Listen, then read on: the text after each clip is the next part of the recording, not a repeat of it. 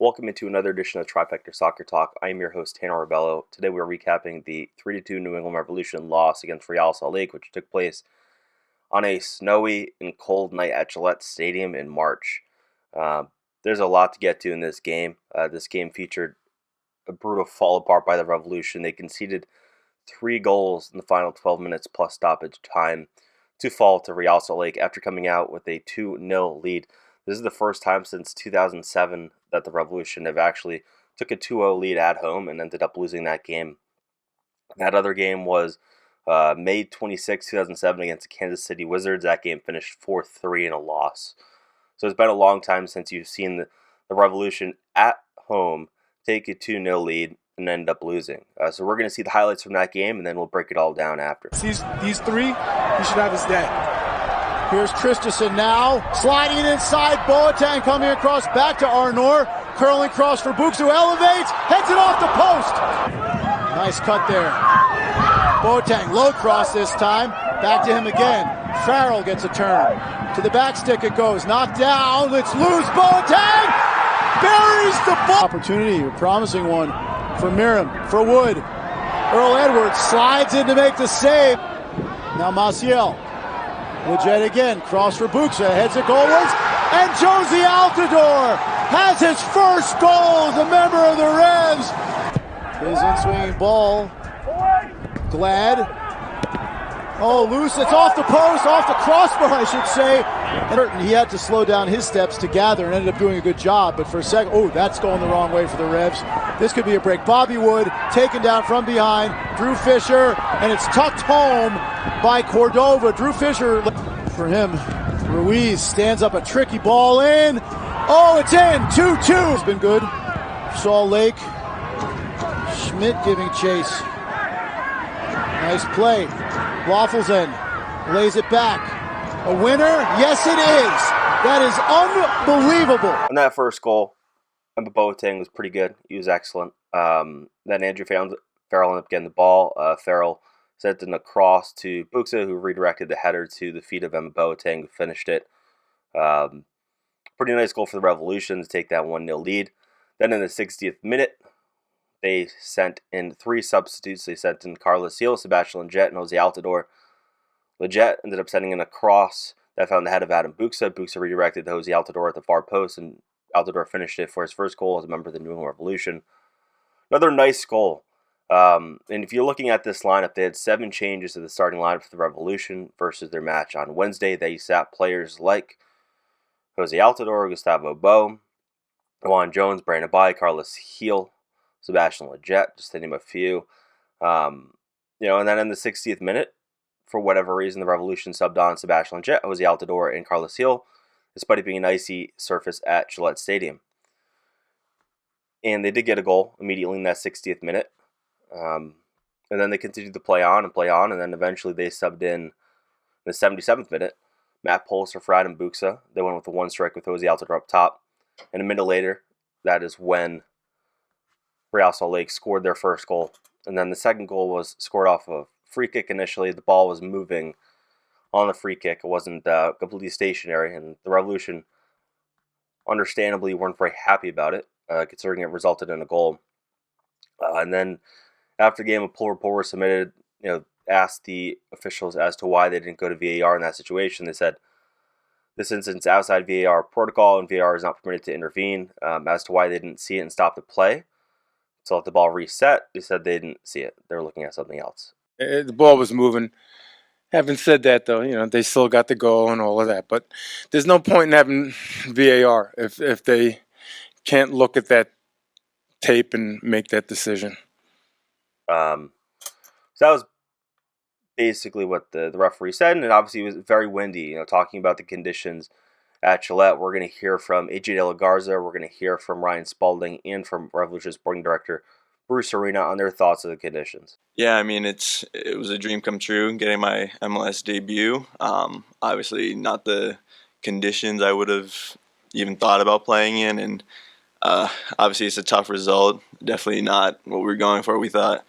I thought it was a good performance up until the last 15 minutes, and then kind of just lost it from there. Would have hoped for a better result, but we'll move on and just focus on the next week. the worst conditions I ever played in my literally entire life. So it was crazy. The wind, the snow, the ice. But at the end of the day, those are all excuses. And we had a chance to win, and we blew it in the last 15 minutes. Aiden? I guess just Oh, I don't know. Games have been played in the snow. It's not, you know. So I can't argue that. Now, what do you take away from it? You probably have to have better concentration at the end of the game, and certainly on a day like today, there's going to be mistakes made in the penalty area, and for us to have a combination of mistakes like that at the end of the game is inexcusable. But it certainly wasn't a soccer game today. But both teams played under the same conditions, so give them credit. Sitting in the press box last night was probably the worst visibility I've ever had in 6 years covering the team. In that first half, you couldn't see really anything past the half line. There was too much snow. Visibility was so poor. And then the wind the gusts were pretty incredible. It was crackling the glass even in the press box. It was some of the worst conditions I've ever seen at Gillette Stadium. And Frank Galap has been covering the Revolution since day one, essentially. He was asked about the conditions too, and he said he's never seen it before. So it was really, really poor conditions to play soccer in any sport at Gillette, if we're being honest. And after the game, the TV crew actually pulled aside Revolution midfielder Carlos Gil. And I'm not going to play his audio, but Carlos Gil did use an expletive and basically said it was impossible to play soccer in that weather, that he couldn't communicate, and that it's essentially not soccer, or he said not football. But I'm not going to play the audio. I think people have heard it and probably don't want to hear it. But to be honest, I don't really buy it. I get it's tough conditions, but it was tough conditions for both teams. Revolution had a 2-0 lead at home to Real Salt Lake. Real Salt Lake came back, scored 3 goals to win the game. Now, yeah, it's going to be tough to communicate with your team. It's going to be tough to play in those conditions. Brutal to play in those conditions. But the fact is both teams were dealing with that, and you still found a way to concede 3 goals. Well, Carlos Gil is right. They probably shouldn't have played in that first half in the worst of those conditions. But they did, and both teams dealt with it. And that's the reality of it. After the game, if you want to complain and blame the weather, I mean, sure, I guess if you want. But the reality is the Revolution conceded 3 goals late, and they fell apart at home and lost. That's the reality of it. And if you go back and look, well, the Revolution didn't play 7 of their starters. That wasn't certainly an A lineup. Yeah, they subbed in and kind of went for it at the end, and it didn't pay off for them. You'd think that if you have Carlos Gil on the field, Sebastian Lletget, Ozzy Altidore, and you'd probably see out the result. But then again, you look at that back line. Ryan Spalding, AJ De La Garza, John Bell, and Andrew Farrell. Farrell the only one being a regular starter for this team. So, it's tough to get too on them for this result, considering they had a 3-0 win over Pumas in the midweek in CCL. But I think the key here to sort of move beyond this quickly is to go down to Mexico on Wednesday and beat Pumas. I think that's the key to put this in the rearview mirror for the Revolution. New England did deploy a lot of new faces, or faces that haven't got a lot of playing time against Real Salt Lake. One of the new faces to MLS was defender Ryan Spalding. I thought Spalding played very well for the Revolution. Had a number of great recoveries, really showed his quality, had some nice pace. And to me showed that he belonged at that level. So we're going to hear from Ryan Spalding on making his MLS debut, and then we're going to hear from Bruce Arena on his thoughts on Spalding. I mean, it was an incredible feeling.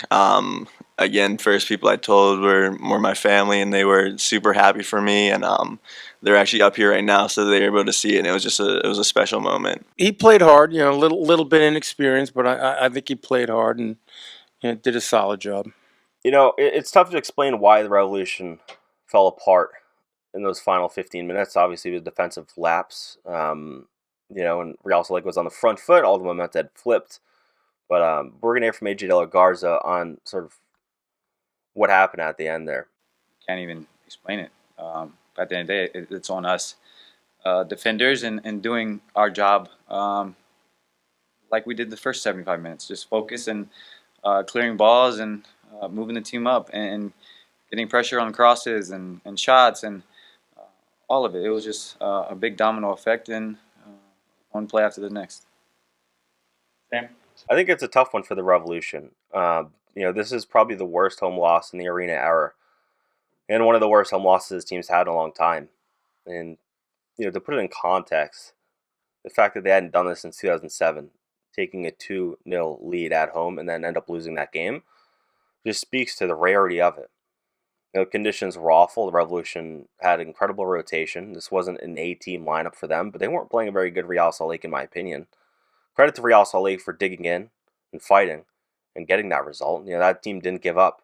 The Revolution, it seemed like they gave up. It seemed like the players don't want to play, especially at the end of that game. I think Carlos Gil's quote, I don't know why you sub on Carlos Gil if he doesn't want to play in that weather. Like, that to me is bizarre. I mean, I saw Carlos Gil coming on the field. I'm like, why are you putting the league MVP in a game where you're up 1-0 at home on icy conditions? It didn't make sense to me. It was bizarre. I typically don't get Bruce Arena's substitutes most of the time. The guy's successful, uber successful, right? Won a ton, but don't really get his substitutes. And he subs on Carlos Gil, who then after the game goes on a tirade. Like, why would you not see that the player don't want to play in that weather? And obviously, Carlos Gil's asked to play, he's going to play, but clearly he didn't want to be there. I mean, I thought Carlos was fine on his time during the field, but it's just weird to make those subs in the 60th minute. Why are you chasing that second goal? And you chased it and you got it. Great. Then you sort of change the complexity of the game when you bring out Buxa. And I understand bringing out Buxa and putting Pulsar. I understand that move, but it's just sort of weird. In that 60th minute, why wouldn't you just be content and seeing out the result? Maybe going a little defensive there. Maybe bring in Brandon Bai or Omar Gonzalez or somebody like that. Maybe bring a Pulsar in that moment. But no, they went pretty heavy on attacking substitutes, bringing in Jose Altidore and Carlos Gil. So I thought that was a weird moment for the Revolution to do that. And I thought it was risky, too, to put Carlos Gil on that field. And clearly, he's not happy now, which I'm sure you'll get over it. Because, in reality, both teams were dealing with conditions, like I said. But it was just a weird moment for the Revolution. I think thankfully for them, not many people were actually at Gillette to watch the game, to watch them fall apart like that. But the fans that were probably had a pretty bitter taste in their mouths, sitting there for over 90 minutes in those conditions and then seeing the team literally implode on the field. The second I saw the final goal in stoppage time, the first thing I thought was this is the worst loss since the Brad Friedel era, and I think I was correct in that. It reminded me a lot of the Brad Friedel era, where the team would concede late at home and lose the game or tie the game and drop points. And that's exactly what they did against Real Salt Lake. That was bad. Now, that was week 3 of the Major League Soccer season. The Revolution are still fine in that regard. It's early. They didn't play their A-team lineup, right? But you can't really make excuses. You have to look at that and say, well, that's not good enough, right? It's simply not good enough. And you have to figure out how to build on from that. And, I thought John Bell wasn't very good. I thought AJ De La Garza had some really bad moments as well. I thought Farrell did fine, but I think Farrell was compensating for John Bell and De La Garza on that side. And, I think defensively there's a lot of questions, right? And especially with Henry Kessler being injured, it sort of limited their whole depth, right, with Henry Kessler out. Because if you're sitting Omar Gonzalez or if you wanted to sit Andrew Farrell last night, you couldn't really do that because you only do one with John Bell. And you didn't really have enough outside backs to fill in that slot, too, if you were to rotate another one. And so, say De La Garza was going to play center back, you didn't really have that other player to fit that slot. So, I think it was a concern. I think it sort of shows maybe they need some more defensive help. Maybe they need another center back. I don't know what the answer is, but I think they're going to have to look at that and say, okay, what happened here? Why didn't our players who were on the field make an extra play? How did they concede 3 goals at 12 minutes plus stoppage time? It was bad. It was a result that makes you question everything you're probably working towards as a team. I think you can't overreact to it, but you have to look at that result and still say, okay, this is what we did wrong, and this is what we need to do to improve that. So I think for the Revolution, they're going to have to bounce back here on this midweek, and then when they get back into MLS, they're going to have to, sort of sort things out there too. In Charlotte next week, they're going to be playing a Charlotte team that's not good whatsoever, that's literally falling apart, but they're going to be playing potentially in a hostile environment with a lot of fans. So I think it's important not to overreact to this game, but to also understand it was really bad. And, they have to improve on that. So we'll be back on Wednesday on Trifecta Soccer Talk. We'll be reviewing and previewing the Leg 2 of the 2022 CONCACAF Champions League quarterfinals with Pumas. The Revolution have a 3-0 aggregate lead heading into that match. But they're playing at altitude. They're playing on a pretty quick turnaround here. So it'll be interesting to see what they do and how they approach that game. But ultimately, they just can't concede 3 goals. Which you would say should be achievable, but the Revolution conceded 3 goals in 12 minutes plus stoppage time against Real Salt Lake at home, so I don't really know. It'll be interesting to see what happens. Make sure to follow me on Twitter at Tanner Rebello. Follow me at TrifectaNetworkSports.com for the latest Revolution news. Thank you for watching and have a great week, everyone.